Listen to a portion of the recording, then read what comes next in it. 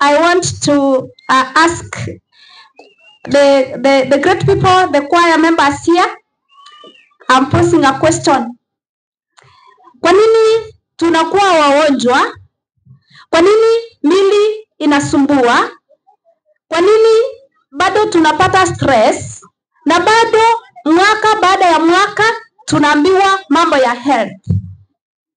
Tuko na vitabu, we have books ambazo zinaongelelea kuhusu jinsi vile tunapika chakula, the right food to eat. Tuko na mawaida mingi kuhusu afya, lakini bado tunaendelea kuumia. Nataka mtu aweze kuchangia kitu kuhusu hayo, alafu niende mahali ninataka kuongelelea. Anybody wants to say something about health?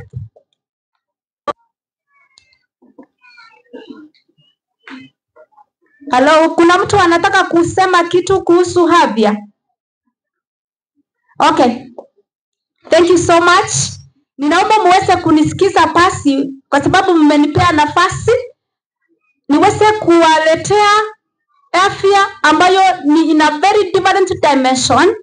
Ndiposa tuweze kuelewa ama tuweze kukubaliana katikati mwetu kwa nini bado tunaendelea kuwa wagonjwa, kwa nini bado shida za mwili zinatukumba, even when we have the right message, even when we have the books at our disposal, even when we have the nature, kwa sababu hatuendi kununua hewa safi, hatuendi kununua maji iko ni kuboil tu alafu unakunywa. Uko na saa, you have 48 hours, 24 hours a day. You are supposed to plan yourself such that you rest. Vitu vingine mboga ambayo tuna advertise ama ambayo tuna promote katika health in the Adventist Church ni mboga ambayo inapatikana hata kwa njia. Kumaanisha our health, as far as the message that we have is concerned, does not cost us a lot. Lakini kwa sababu we ignore the message, tunaenda hospitali. Most of the time we spend much of our money going to hospitals kwa sababu some of us we are ignoring this message of health. Nataka niweze kusoma ama mtu anisomee kitabu ya Job 14, Ayubu 14 kifungu ya kwanza. Ayubu 14 kifungu ya kwanza. Job 14 verse 1, somebody to read. Hello? Yes. Yes. Asante. Mwanadamu ambaye alisaliwa na mwanamke siku zake si mingi, na zaidi ya yote hizi siku zinajaa na nini? Adabu. Okay. Life is short but it's full of trouble. Nataka kuuliza aje, when somebody advises you that your life is short, what is this person cautioning you from? This person is telling you rightfully that be careful because your life is short. Do all what you can, that at some level, if you are able to lengthen your life, that is okay.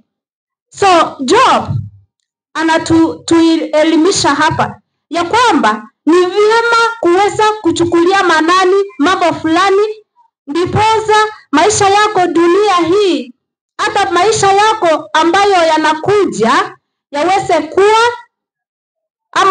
kuwa marefu kidogo. Tunaongelelea maisha haya kwa sababu bado hatujaenda mbinguni. So the question I was posing to you is, tunajua mambo kama haya, kwa nini tunaignore bado? Why are we hardening our hearts to the message of health? Why are we not purchasing those books that are there that are talking about our health, fully with this full knowledge that our life is short? The knowledge that we have there, the books, they seem to be expensive, but they are not as expensive as the drugs that we could take if we risk our lives. Perhaps I'm not promoting books, but I'm saying it is okay if we get concerned. It is okay if we listen. It is okay, again, if we anchor to the voice of Helen right as far as healthful living is concerned. What is our immediate problem? Kumaanisha our immediate problem and the situation ambayo tunastahili kushughulikia wakati huu ni kuelewa shida ya binadamu, shida ya sisi ambao tuko na knowledge on health. Shida yetu ni gani? Mtu aweze kunisomea katika kitabu ya Acts 5 ama Proverbs 8 verse 14. Proverbs 8 verse 14, very fast. Proverbs 8 verse 14. Nataka tuweze kugundua shida yetu ni nini, because even a doctor, when you go to hospital, you have something to tell the doctor for him or her to diagnose your problem. Kama utaelezea daktari aweze kujua atajua what your problem is.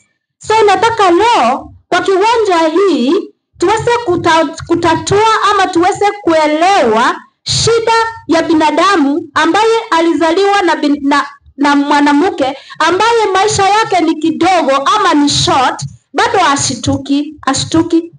So can somebody read for me?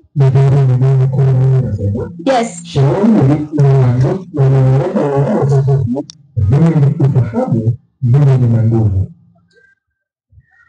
Okay, just repeat for me please.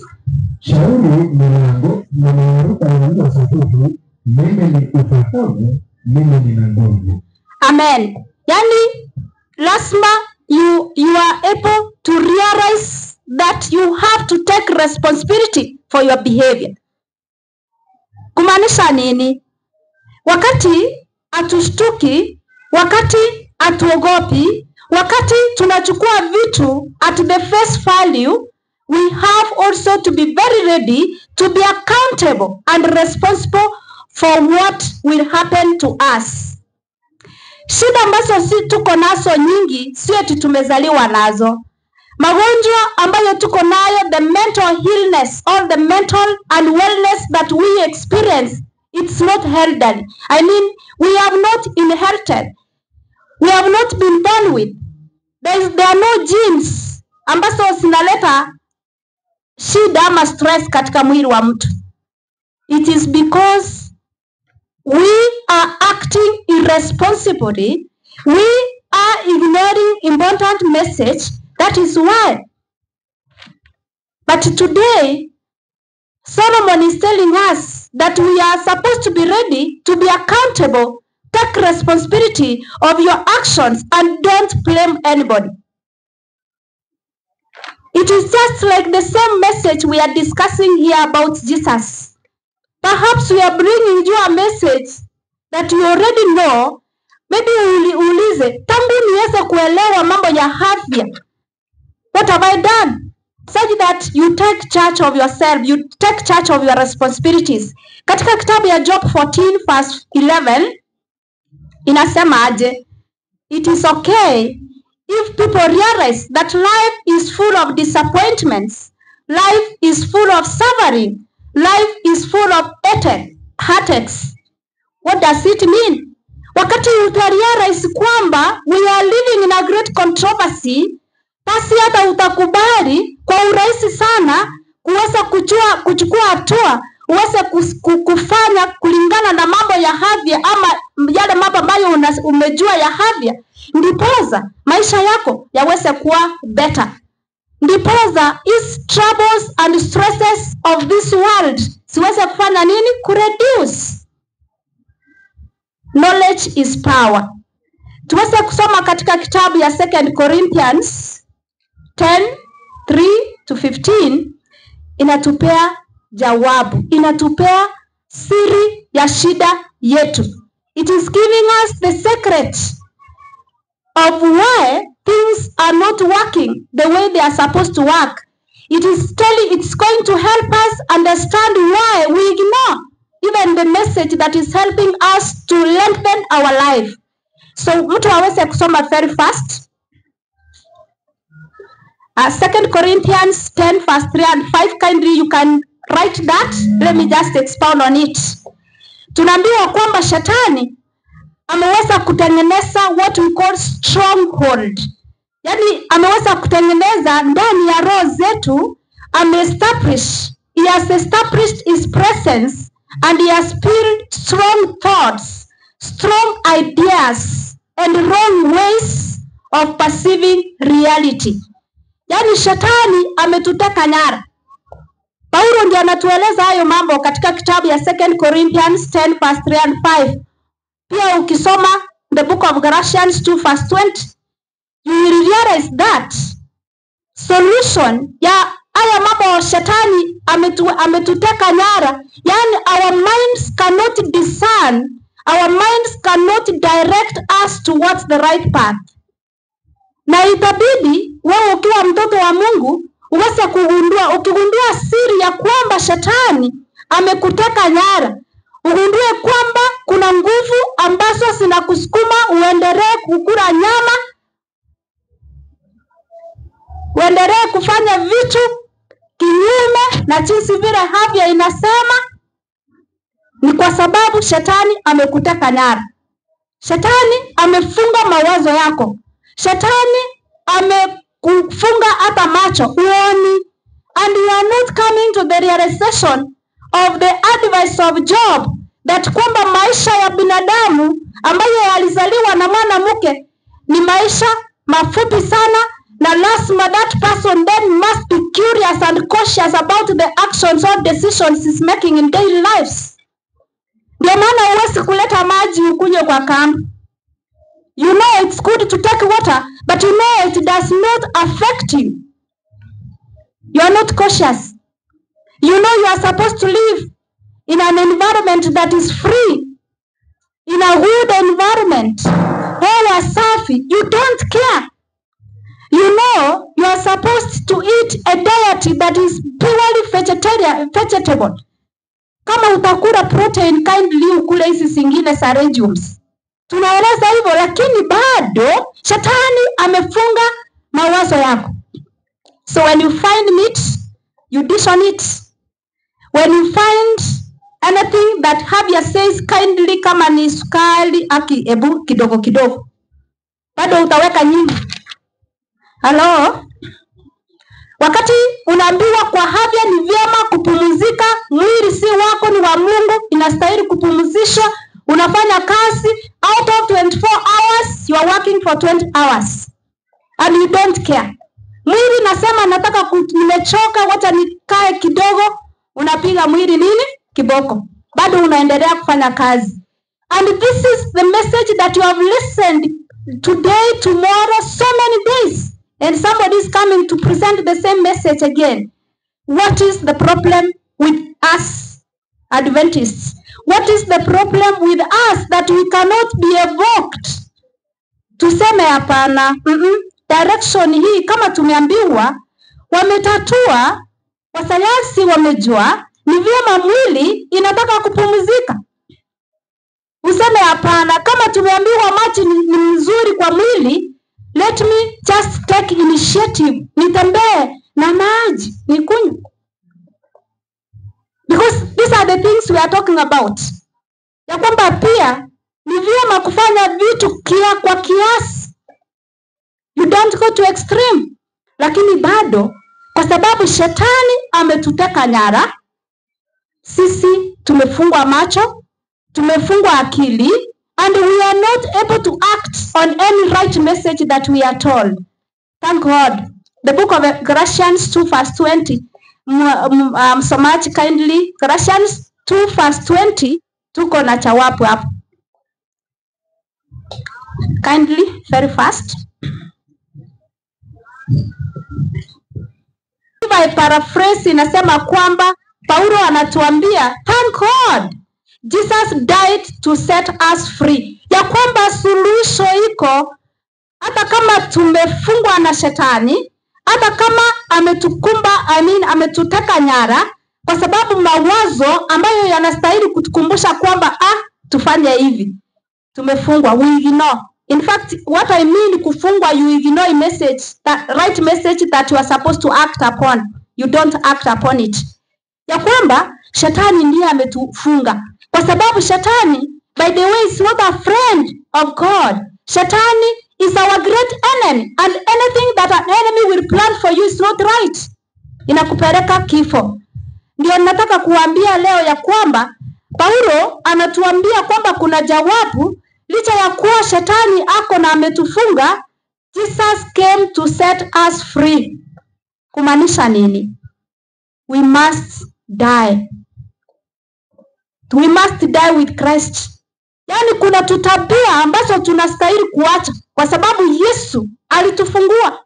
The same Jesus is the one who wrote this message. We are told that Helen White is a prophet, a true prophet of God, and she has advised us on the right way to go. Are we going to write that message?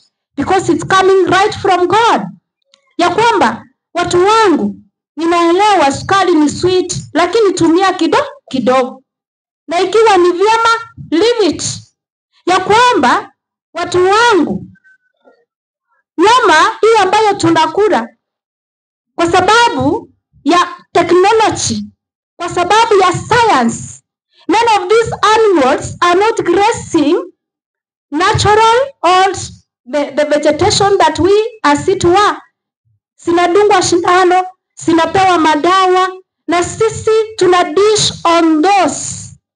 And by the way, that is why we are advised to not take meat. Not because meat is bad, but because we don't know the chemicals that these animals are holding.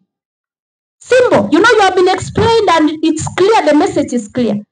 But because you are blinded by Satan, umetekwa nyara, bado unaendelea kufanya nini?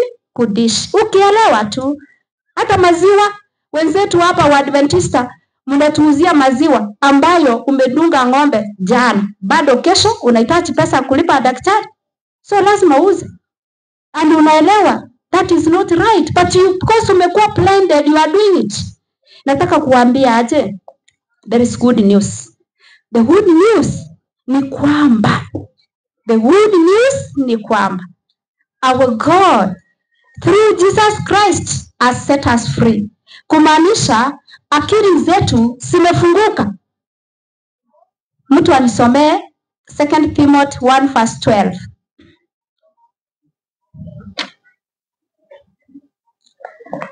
2 Timothy 1:12 inasema nini? Kwa sababu hiyo nimepatikana na mateso haya, wala sita hayari kwa maana namjua yeye niliyemwamini na kusadiki ya kwamba aweza kukilinda kile nilichokiweka amana kwake hata siku ile. Amen. Yani Paulo anaendelea kutuambia kwamba there is a way out. Sikiza, kwa sababu ukijisalimisha chini ya Yesu, ataua nguvu za shetani, he will crush your heart and you will be able to act. He will fight for you. He will fight for me. He will fight for us all. Lakini itabidi tuweze kukubali that we have a problem. Hello? Watu wa ile tent tuko pamoja? Hebu nisalimie kama tuko pamoja. Watu wa ile tent tuko pamoja? Hello? It is doable. Tuko pamoja? Yes. Our God is very faithful, and in fact what we need to do ni kusema Baba, tumeenda wrong, you know. Accept ya kwamba tumefanya vibaya. We have ignored. We are working on our own. We are doing things as if we created ourselves. We are doing things as if we are here to live forever. But we are not going to live forever. That is why when we teach about the cross, when we teach about Jesus dying on the cross, the Son of Man, the Son of God, that message does not change you because of these strongholds. Because shetani ametufunga. Lakini Yesu, the message of the gospel is power for those who are going to be saved. Say amen. Watu wa ile tent bado tuko pamoja? Yes, tuko na nguvu. ambazo zitaweza kufanya nini? Kuondoa shetani aweze kuondoka katika mawazo yetu, tuweze kusikiza mambo ya Mungu na tuweze kuyachukulia maanani, ndiposa tuweze kupata better life, ama maisha yetu yaweze kuwa at least better. Tumeambiwa, unajua sisi tunastahili kuishi na shida. Paulo anamaanisha nini? Kwamba we are supposed to be sick. Does Paul say that we are supposed, yani kichwa itume every now and then? Does Paul say tuweze kuishi na magonjwa? Hapana. Mungu amesema he is ready. He wants us to live well. Jana niliwaambia kwamba God wishes us to live well. Yani tuishi maisha na tuishi maisha tele. Kumaanisha Mungu anataka tuishi na tuishi vyema. Ndiposa tuishi vyema kwa sababu he has bestowed work upon us. We cannot do work for God when we are sick. Hatuwezi fanya kazi ya Mungu tukiwa wagonjwa. Ndiposa sasa Mungu ameleta hii message, anataka kusambaza, tuweze kuact on it, ndiposa tuwe na nguvu, tuishi maisha ambayo sio ya shida, ndio tuweze kunena ama kusambaza ili neno lake kwa watu wale ambao hawajashika. But anataka kuwapea hizi vifungu. I'm sorry, time is over. Matthew 5, wale wanaandika Matthew 5 verse 13 and 14, ambayo Yesu anasema I'm the salt and the light, I'm the salt and I'm the light of the earth. Ukisoma katika kitabu ya John 15 verse 16 inasema I have been chosen and appointed to bear fruits. Wewe umechaguliwa na umewekewa mkono uweze kuzaa matunda. Kama wewe ni mgonjwa, utazaa matunda ambayo sio sawa, binadamu hastahili kukula. Ukienda kwa mgonjwa, unastahili kumpea hope na kumsaidia aweze kuona Yesu. Ikiwa wewe ni mgonjwa, huwezi enda kupea mtu mwingine hope kama wewe bado ni mgonjwa. Nataka kusema hivi, jipende. Bado unataka kurepeat on that. You are God's child. You are a friend of Jesus. And you have been justified. Kwa sababu ya hiyo, shetani hastahili kututeka nyara bado, na tuweze kuishi kana kwamba hapa sio kwetu. Kana kwamba we have no right to live in this world. Each one of us has a right to be here. And then you have a right to live a good life. Uchaguzi ni wako. Message is there. It is there up there. The books are there. You have already listened to this message several times. Why are we not acting? Wacha tukubali Yesu atuondolee this stronghold of Satan, and at the end of the tunnel will be victors. Magonjwa yataweza kupoa. At least tutaweza kuwa na nguvu hata ya kusaidia wale ambao hawajajua this message. We become ambassadors of healthful living in the society and in the whole world. Mungu aweze kuwabariki. Wacha tuachie hapo kwa sababu ya masaa. Tunaomba. Asante Mungu wetu kwa sababu unatupenda. Asante kwa sababu tumeona ya kwamba we are held responsible on our actions. Asante pia kwa kutukumbusha kwamba Yesu alishinda shetani, na tukimtegemea Yesu, sisi ambao tuko hapa duniani, he will fight for us. The strongholds that Satan has created in us, all the way Satan has just taken our mind and we are not acting upon your message. We ask that God today, may the Spirit and the power of God, of Jesus, iweze kuingia ndani yetu. Mtakatifu, tuweze kutafakari yale ambayo yote tunajua tunastahili kufanya, ndio tuweze kuput into action. Na maisha yetu hapa duniani yatakuwa yako na ya urahisi kidogo. Licha ya kuwa Mungu tumetenda kinyume na mapenzi yako kwa kutofuata sheria zako za afya, tunaomba msamaha, but we are asking that you again give us a new life. May we start afresh. May we think about our lives as being short in this world, but you are able to strengthen and lengthen the life if we follow your healthful living message. Thank you because we have listened, and thank you God because I know you are still speaking to us. In Jesus' name we pray. Amen.